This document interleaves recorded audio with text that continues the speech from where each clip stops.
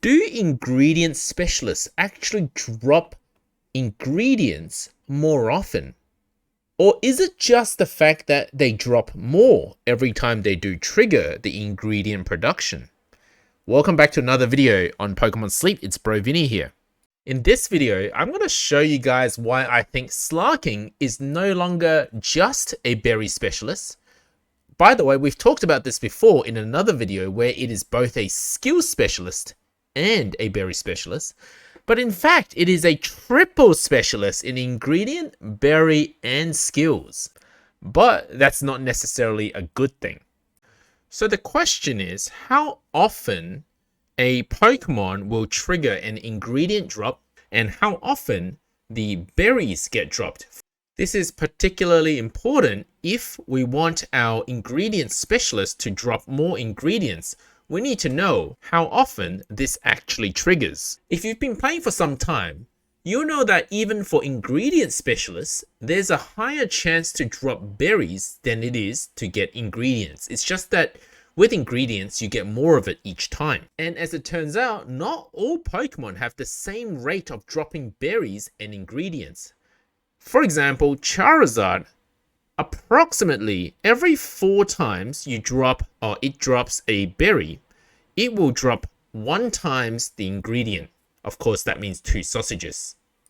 And for simplicity, I'm going to ignore level 30 and level 60 ingredient unlocks. On the other hand, Gengar, every 5 times it drops a berry, it drops 1 times the ingredient. And once again, I'm also ignoring sub-skills here which might increase ingredient finding or natures that might increase ingredient finding. The berry finding S on my Gengar doesn't actually affect this discussion because berry finding S doesn't affect the ratio of drops. Thanks to some amazing individuals who have put together this document, which pulls together user data to determine the percentage chance of an ingredient dropping for every Pokemon. In fact, there's even confidence interval to tell you how accurate the stats are. Obviously, the more entries, the more user data reports, the more accurate the information would be. Now, this is the column that we're focused on today. And at a glance, you can see that the specialty of a Pokemon is unrelated to the percentage chance of an ingredient drop. For example, Blastoise has a fairly good ingredient drop rate, 27%. But we scroll down to Gengar. Like I said earlier, it has a fairly low chance of ingredient drops. So if you've been noticing that your Gengar, which you were hoping for more mushroom drops, for example, were not producing a lot of ingredients, this is why. Granted, Gengar does have a very good speed, so it can neutralize the effects of having a lower ingredient percentage. Now, you can actually find this information under Rainen's calculator as well. If you go under Team and Pokemon Box, now it's easier to see this on your PC as opposed to your mobile. If you're using a mobile, it's a lot harder to scroll through everything. So that's why I've decided to use my PC for this video today.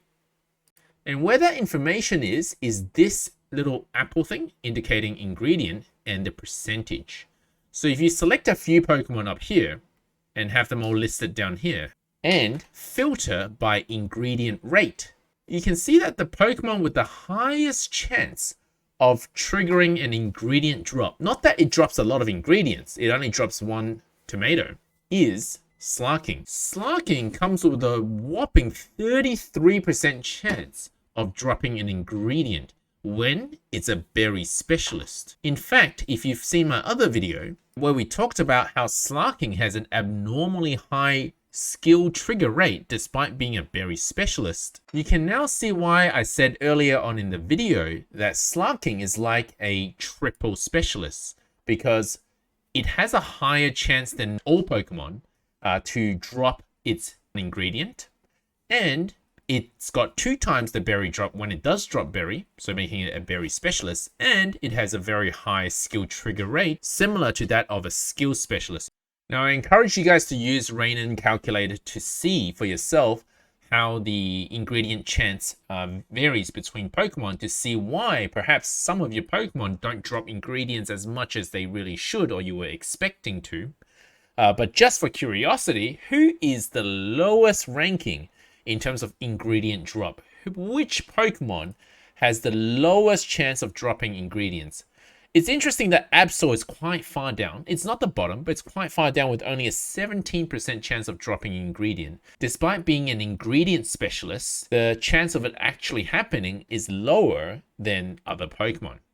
Well, you could not have guessed it. It's Riolu. Riolu is the lowest of all Pokemon to drop an ingredient.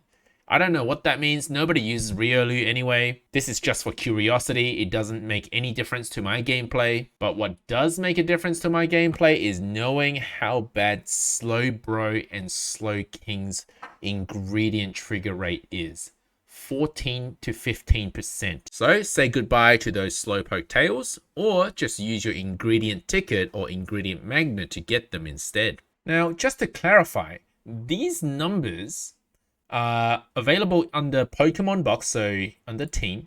It's not the same as under Team Analysis. So for example, let's click on Slowking here. The percentage that's shown here is different. This is the total strength produced from the things that did drop. So comparing berry to ingredient to show you the relative amount of strength that you gain from using this Pokemon, whether it's mostly from ingredients or whether it's mostly from berries. So it's not the ingredient drop rate, but it is related.